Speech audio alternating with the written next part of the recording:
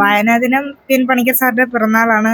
അതുകൊണ്ട് തന്നെ എല്ലാവരുടെയും എന്താണ് വായിക്കാനായി കൂടുതൽ എല്ലാവരും വായിക്കണം. അങ്ങനെ കുറെ അറിവുകൾ നമുക്ക് കിട്ടും. അങ്ങനെ വായിക്കാം.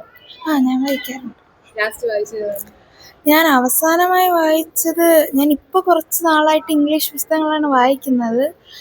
അവസാനമായിട്ട് ഞാൻ വായിച്ചത് പ്രിൻസസ് ഡയറീസ് എന്ന് പറയുന്ന ഒരു സീരീസ് പോലത്തെ ഒരു ബുക്കാണ്. പിന്നെ മലയാളത്തിൽ ഞാൻ വായിച്ചത് രാം കെയർ ഓഫ് ആനന്ദി.